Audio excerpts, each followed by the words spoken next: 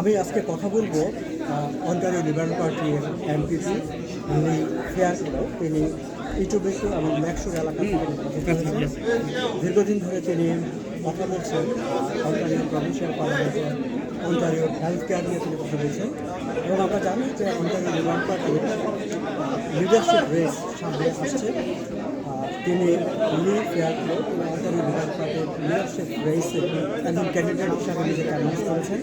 So she wants to be the leader of the Ontario Liberal Party, and if she win, then she will try to fight. She will fight to bring Liberal Party to the power back.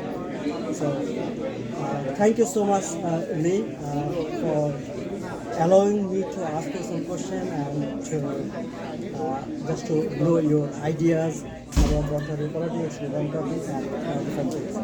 I have just a few questions. One thing is, we know Ontario Liberal Party is struggling to bring the party back to the power, but it is failing over and over. So what do you think, why Liberal Party is not able to go back to the power? Well, I think it's a matter of what do we need to do so that we can. And, I think it's really critical that we are able to provide a vision for the people of Ontario for what their government should be delivering for them. And as somebody who was previously the president of a hospital, I resigned from that position to run in this election. I did that because I care so much about healthcare, education, jobs, costs of housing, all the things that provincial governments are really responsible for. And so I think we need to be able to give a very compelling vision for the people of Ontario. I think as Ontario Liberals, it's an important time for us. It's an important time for us to rebuild, to get more people involved. It's so wonderful to see so many people here tonight, actually, that are ready to be involved.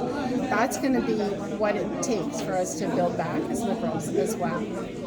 Okay, so what is your plan if you become the leader of Ontario Liberal Party?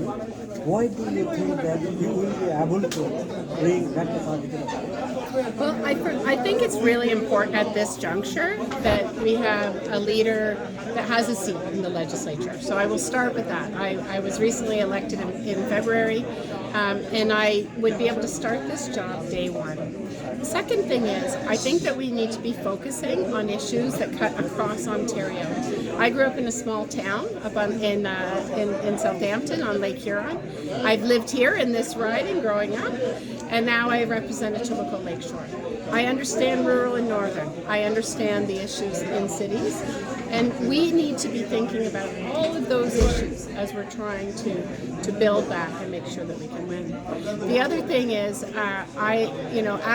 as somebody with 18 years of executive leadership experience, I feel that I can also help to lead and manage the pragmatic aspects of what we need. And lastly, as somebody who played rugby for the Canadian women's rugby team and was an athlete all my life, I know what it takes to do real teamwork, and I know what it takes to work hard. And all of these things, in addition to my depth of knowledge on issues like healthcare and public finances, I think set me up well to provide the kind of leadership that we need right now. And when you say that you have in-depth knowledge about healthcare, and we know that you work as healthcare critic from Ontario Liberal Party, and if we look at Ontario healthcare, people are struggling to get their regular healthcare access, no family physician, long waiting time, even in the walking clinic, there are long queue. So what you think, why is the problem? Why this situation happened?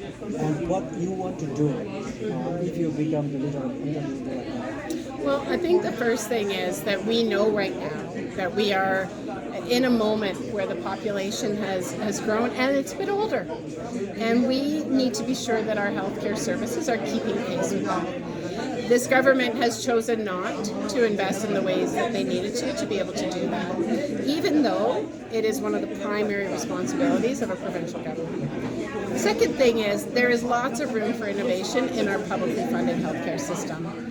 The current government seems to believe that privatizing and paying 3 times more for the same service with your taxpayer dollars is the answer. And I don't believe that for a second. I believe there's so much more that we could be doing to make sure that people can get access to the care they need. Whether that's getting access to a family doctor, but also getting access to things like mental health services, especially for youth, that we know that there's a growing need. So it's a short answer to a very complex problem, but I fully believe that you would have a government that wakes up every day to ensure that that health system is successful. Thank you so much. Thank you. Thank you very much.